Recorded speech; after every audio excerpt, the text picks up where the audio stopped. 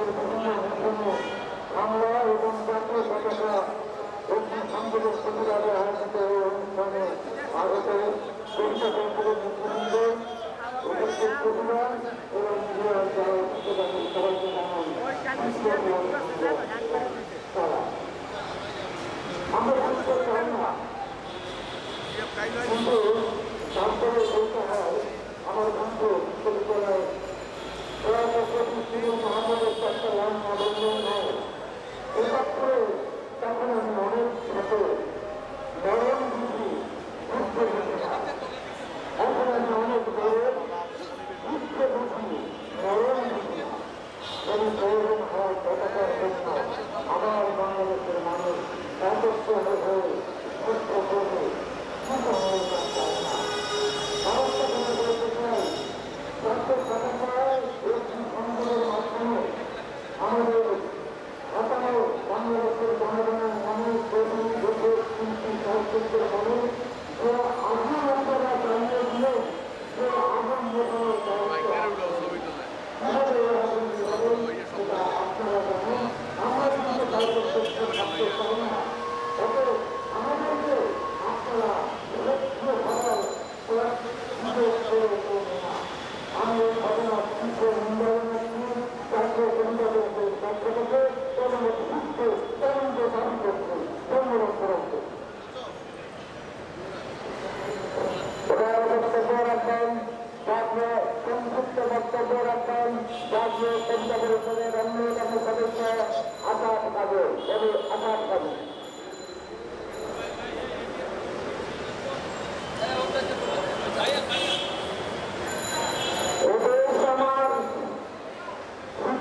আমাদের তাকে আমরা ক্ষমতায় রাখবো, তাকে রাখবো না, এই সিদ্ধান্ত দেশের জনগণের। কিন্তু এই সিদ্ধান্ত করে দেশ যদি বিরোধিতা করে তাহলে তা আমরা মানব না। ভারত আমাদের বিরোধিতা করছে, ভারত আমাদের অস্তিত্বে আঘাত করছে, ভারত আমাদের নানাভাবে আক্রমণ করছে, ভারত আমাদের স্বাধীনতায় আঘাত করছে, ভারত আমাদের শত্রুদের আশ্রয় দিচ্ছে, ভারত আমাদের সংস্কৃতিকে বিকৃত করছে, ভারত আমাদের ধর্মকে বিকৃত করছে, ভারত আমাদের জাতিকে ধ্বংস করছে। ভারতকে হয় না, ভারতকে রক্ত পিপাসু, ভারতকে সাম্প্রদায়িক, ভারতকে সীমালঙ্ঘনকারী, ভারত তাদের ভারত যদি আমাদের ফেরায় তাহলে আমরা ভারতকে ফেরাবো, ভারত যদি আমাদের ফেরায় তাহলে আমরা ভারতের বিরুদ্ধে দাঁড়াবো, ভারত যদি আমাদের ফেরায় তাহলে চলে গেছে ভারত চূড়ান্ত হবে বাংলাদেশের পরিবার। ভারত চাইনি, আন্তর্জাতিক কানুন হিসেবে জানতেন ভারত চাইনি, চাইনি ভারত সীমান্তে গণহত্যাকাণ্ড, ভারত চাইনি সেনানি হত্যার বিচার, ভারত চাইনি ব্যবসায়িক সম্পর্ক যেন কল্যাণমূলক নীতি গ্রহণ, ভারত চাইনি। আমরা বিবেক চাই, শান্তি চাই, শক্তি চাই, বন্ধুত্ব চাই। ভারত সংখ্যালঘুদের স্বার্থের রক্ষা করে না, বাংলাদেশ করে। যদি ভারত বাংলাদেশের প্রধানমন্ত্রীরা থাকবে না, সেনাদের গর্ব ক্ষমতা, আমরা শত্রুতা নয়, বন্ধুত্ব চাই। সবাইকে ধন্যবাদ।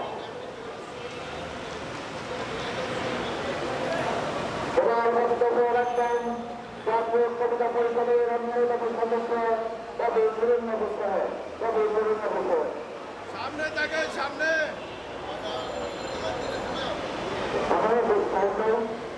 আজকে এমন একটা দিন শিল্পীরা রাস্তা মনে আছে যেটা এই সময় আসলে আশাই করি না।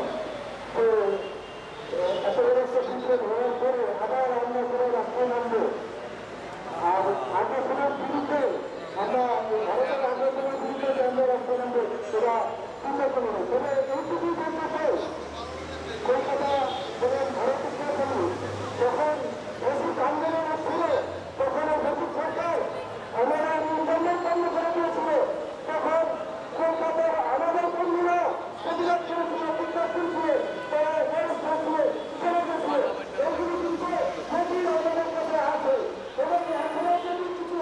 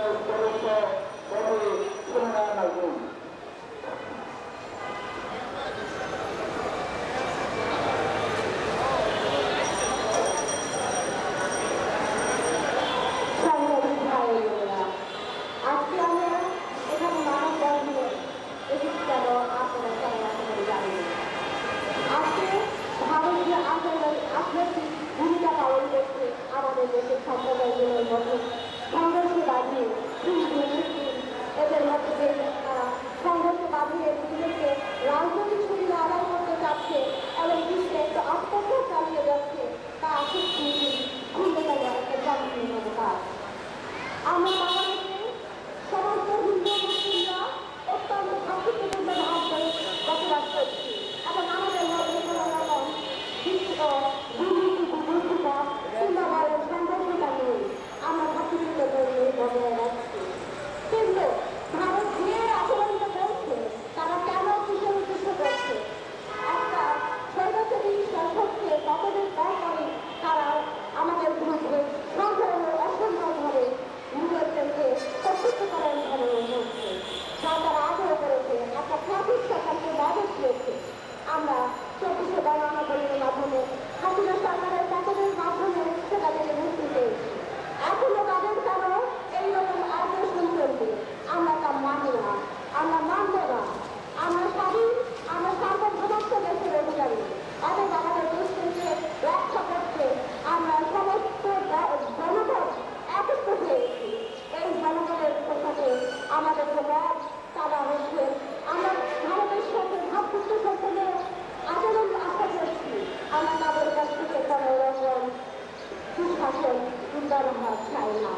তারা আমাদের যে রকম একটা শাসন, হ্যাঁ আমি একটা কথা বলে শেষ করছি, বাকিরা এখানে বলা আছে। ধন্যবাদ।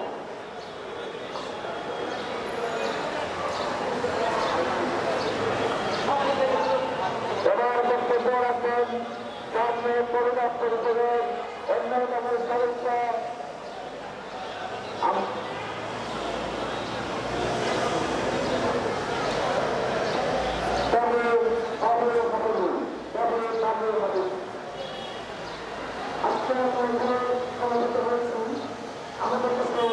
আমাদের কাছে সর্বভৌমত্ব এবং মানচিত্রের উপরে আহ্বান করতে পার্শ্ববর্তী রাষ্ট্রকে আমরা প্রত্যাখ্য করে দেখি, তারা আমাদের সহযোগিতা করেছে। বর্তমান স্বৈরাচারী সরকারের বিরুদ্ধে জনগণকে দাঁড়িয়েছিল, সেটার বিরুদ্ধে ভারতের অবস্থানের বিপক্ষে আজ আমরা এখানে সমাবেশ করতে এসেছি। আমরা আমাদের স্বাধীনতা সার্বভৌমত্বকে রক্ষা করতে চাই। এর বিরুদ্ধে যে কেউ দাঁড়াবে তার সাথে আমাদের কথা বলা হবে। এগুলি আমাদের শেষ বক্তব্য শেষ করছি। এবার বক্তব্য রাখবেন আব্দুল হাকিম মজুমদার।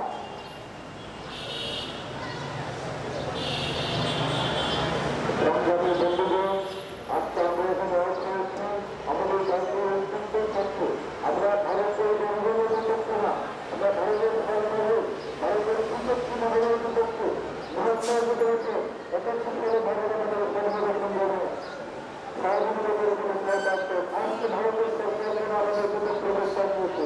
আমরা মানব না, আমরা প্রত্যেকে ভারতের ভারতীয় রক্ষার জন্য সবাই প্রত্যেকে ধন্যবাদ।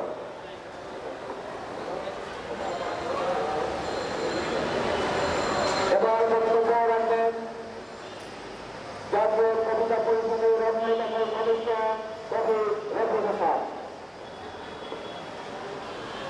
ভারতের এই বাংলাদেশ সাহিত্য সংগঠনের উপর হামলা এবং এই যে ভাঙচুরের আমি তীব্র প্রতিবাদ জানাই। আমি মনে করি বাংলাদেশের সব লোকে শিল্পী সভ্যজন সাহিত্য মনন্ত্রী আবার যারা কাজ করে সবার এই ব্যাপারে সরকার হওয়া উচিত। কারণ এই আঘাত আমাদের সর্বভৌমত্বের উপর আঘাত।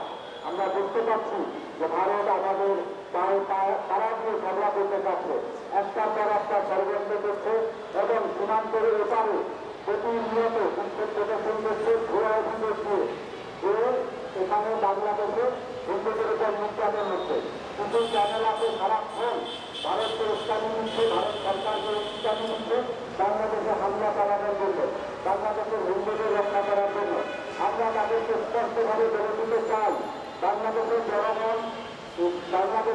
জনগণের ডিসিশন নিবে তাদের নাগরিকরা কিভাবে সুরক্ষায় থাকে। এবং আমরা এটাও জানি যে বাংলাদেশের হিন্দুরা খুবই সুরক্ষিত অবস্থায় আছে, তাদের উপরে হিন্দুদের কোনো আক্রমণ হয়নি, কোনো তার উপর চালানো হয়নি। কিন্তু ভারতের মিডিয়াগুলো এই জিনিসটা তুলে ধরছে না। তারা ভারতের জনগণকে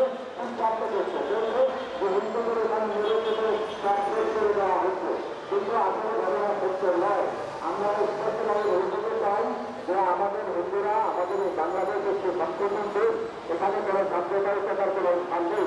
আমরা ভাই ভাই হিসেবে দীর্ঘ শত শত বছর ধরে বসবাস করে আসছি। ভারতের এই ষড়যন্ত্র কোনো কাজে আসবে না।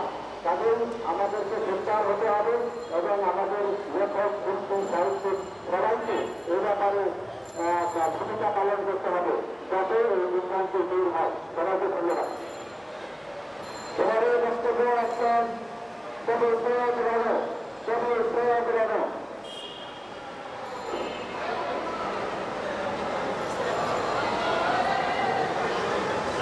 বাংলাদেশ কলকাতা পরিষদের পক্ষ থেকে আমরা যে কারণে আজকে দাঁড়িয়েছি সেটি হল ভারত যে বাংলাদেশের বিরুদ্ধে অপপ্রচার চালাচ্ছে, সেই অপপ্রচারের বিরুদ্ধে প্রতিবাদ জানাবার জন্য দাঁড়িয়েছি। ভারত বাংলাদেশের স্বাধীনতা সার্বভৌমত্বের বিরুদ্ধে ষড়যন্ত্র করছে, বাংলাদেশের কার্যকলাপ ফিরিয়ে দিয়েছে, তার বিরুদ্ধে আমরা দাঁড়িয়েছি। আমরা দাঁড়িয়েছি হিন্দু মুসলিমকে ঐক্যবদ্ধ করে বাংলাদেশের স্বাধীনতা সার্বভৌমত্ব রক্ষা করার জন্য বাংলাদেশের স্বাধীনতা ঐক্যে সবাই ঐক্যবদ্ধভাবে দাঁড়িয়েছি এবং ভারতের এই চক্রান্তে ভারতের দাদাজি অগ্রণী বন্ধ হবে এই আহ্বান জানিয়ে বাংলাদেশের প্রতিবাদে এই আহ্বান জানিয়ে আমরা আমার বক্তব্য শেষ করছি। সবাইকে ধন্যবাদ। এবারে বক্তব্য রাখছেন বলে না তার একটু ক্যামেরাটা বেশি দেব, ওইখানে স্ট্যান্ড করে রাখো। এদিকে ঘুরানোর দরকার নেই। আমরা আমাদের জাতীয় প্রেস ক্লাবের সামনে